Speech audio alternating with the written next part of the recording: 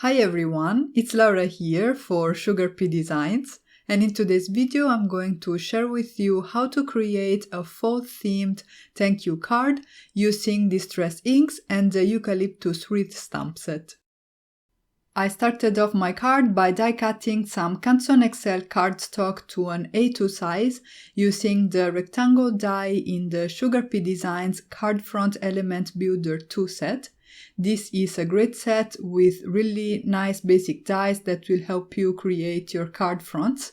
And then I went ahead, mounted the wreath stamp in the Eucalyptus Wreath set on my Mini Misty, and I'm now stamping it with Versamark ink, which is a clear sticky ink, because I want to do some heat embossing with gold embossing powder. I was going for an autumn-inspired look, so I thought that a touch of gold would be really nice on the card. I made sure that everything was nicely covered, and then I funneled back the embossing powder into my jar and used my heat gun to melt it. I am moving the heat gun around and making sure to apply my heat on the front as well as on the back of my cardstock to minimize warping, and then once everything is nice and melted, I can go ahead and start the painting process. I actually started from my background, and for that I added a quick wash of color using distress inks in Scattered Straw that I applied over the entire surface, and then I came in with Rusty Hinge and Fired Brick, mostly in the wreath area. The panel was wet before I went in with the paints, so I get a nice and soft blend between the distress inks. And once that was dry, I could actually start and paint the leaves. I chose 5 different colors of distress inks today, and I have Crushed Olive, Forest Moss, Scattered Straw, Rusty Hinge and Fired Brick. And I'm going to use them to paint in my leaves, and I'm going to try and create some color variation. For the first color combination, I started by laying down my distress ink in Crushed Olive, and you can see that I first diluted all the paints with some water from a distress sprayer so that I could get them nice and flowy on my paper already. So once I laid down the Crushed Olive, I dropped the Forest Moss just at the base of the leaves, and then I moved on and started working on my next color combination, which is a base coat of Scattered Straw, and then with this I'm dropping in some Rusty Hinge at the bottom of the leaves. So this will be more reddish, orangish kinds of leaves. And then the third combination will be Rusty Hinge and Fired Brick. The painting was pretty fast actually. The leaves are rather small, so it's easy to get them painted pretty quickly. And then once I have my first 3 basic color combinations, I went in and started filling the other leaves. Some of them I started with Crushed Olive, and then I added some Rusty Hinge or some Fired Brick. I also mixed the Crushed Olive with the Forest Moss there on my glass mat, used that for a base layer and added some Fired Brick. So it's nice to have different colors and to mix also your greens and your reds. And this will really give this feel of fall and autumn on today's card.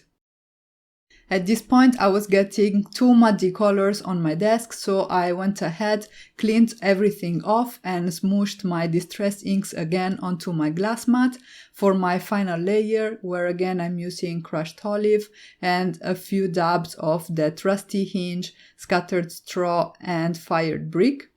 I am painting the leaves more or less randomly. I'm just trying to make sure that I don't have areas where I have all the leaves that are green or red, for example. So I'm trying to achieve some color variation within my wreath. And the fact that we have the underpainting also helps with that a lot. Once everything was painted in and completely dry, I used the distress inks that I had on my glass mat with the addition of a little bit of Forest Moss, and I used my paintbrush too to create some droplets, which I think always add a very nice touch to watercolor pieces. And then to bring in some of that gold on the background too, I took my Gansai Tambi Starry Colors palette and I used the yellow gold pan to add some gold droplets as well.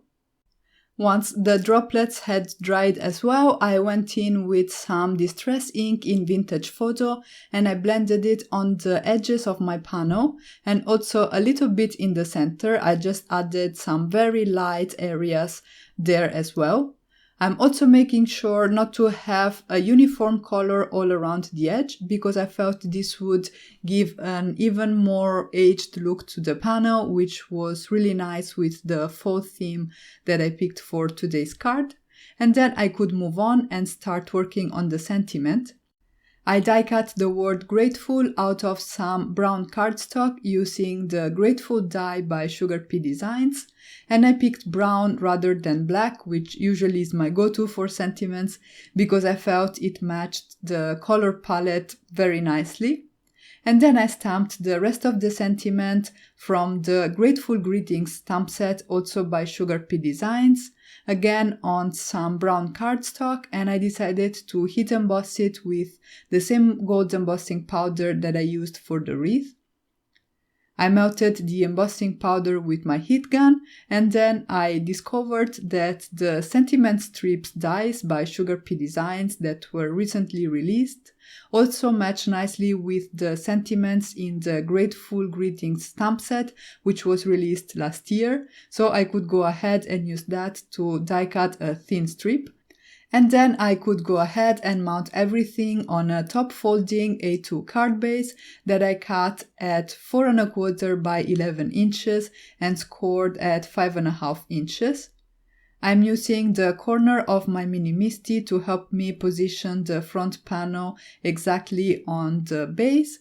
And then as a finishing touch, I decided to add some berries to this wreath using Nouveau Drops in Autumn Red. I have to say that I debated a little bit on whether I wanted to do this.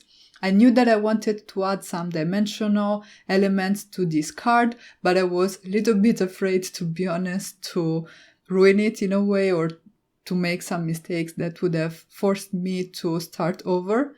But actually I have to say that I'm really happy that I did it because I love the way these berries look on the final card.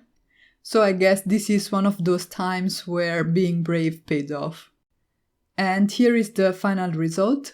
I really love the combination of the warm color palette with the gold embossing powder, and this Eucalyptus Wreath stamp set is really beautiful. And that's it for today. I really hope you enjoyed this video and I hope I inspired you to create with the SugarPea Designs Eucalyptus Wreath stamp set. Don't forget to subscribe for more inspiration. Thank you all so much for stopping by and have a great day.